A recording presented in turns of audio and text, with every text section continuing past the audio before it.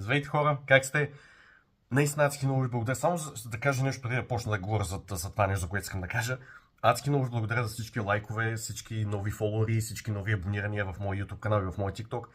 Написахте ми толкова много коментари последните 2 дена в TikTok и толкова лайкове за видеята, които аз правя, за това, за което говоря за God of War. Наистина адски много ви благодаря. Заповядайте да ме последвате и в моя YouTube канал. Там може да гледате и дългите видеа, да видите с какво си губя времето като цяло. Надявам се да ви хареса дългите видеа. Много ви благодаря за това, че ме фоловате в TikTok, че пишете адски много коментари, толкова много лайкове, човек. Те значат адски много за мен.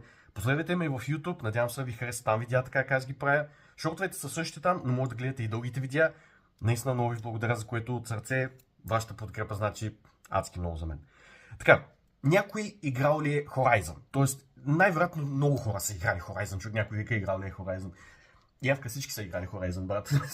Надявам се много хора да са играли Horizon и моля ви, кажете ми какво мислите за тази игра. Защото много хора ми пишат долу в коментарите, Явка, играеш някакви игри? В смисъл, някакви игри играеш като цяло? Играя адски много игри, хора, само че харесвам определен вид игри. Тоест играя World of Warcraft от много години, от 15-16 години. Но харесвам стори игри, например като Horizon, като Assassin's Creed, като Spider-Man, като Ghost of Tsushima, като Ghost of Yote, като Rise of the Ronin. Тоест играя такива игри. От време на време цъкам нещо, което е по-различно. Например, от време на време играя Fortnite, но не е много моето нещо. Party Animals, абсолютно феноменално забавна игра, може да се скъса, защото смях човек, някакви малки плюшени животинки, които се правят на гъс. Изключително забавни неща. Очаквам новата Wolverine, която ще е толкова яка игра. Тоест играя като цяло такива игри, които са нещо е такова. Кажете ми вие какви игри играете, вие какви игри харесвате да играете.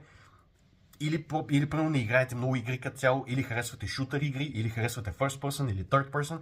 Кажете ми вие какви игри играете и кажете ми какво мислите за Horizon. Horizon, аз си дадах шанс на първата игра Zero Dawn и Forbidden West. Мисля, че Forbidden West е много по-яка, човек, от Zero Dawn. Zero Dawn ми се стори малко бавничка, т.е. много е хубава с визуалните ефекти и с това, че идеята като цяло как човешката раса е претърпяла някакъв технологичен апокалипсис, като Терминатор, като Skynet, човек, и сега има някакви Терминатор животни, които ходят наляво надясно, и ти си някаква супер хот мацка, която трябва да ходиш да ги стреляш, да ги убиваш и да махнеш тази гигантска антивирусна там AI програма, която е довела до този технологичен апокалипсис.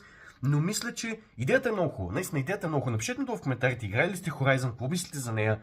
Мисля, че втората е много по-хубава от първата, човек. Визуално и като графика, и като екшън. Няма чак толкова много история. Втората според мен е много по-яка в Forbidden West и очакваме третата. Напишете ми долу какво мислите. Наистина много искам да знам и адски много благодаря, че ме следвате в TikTok и елате и ме последвайте и в YouTube. Бай!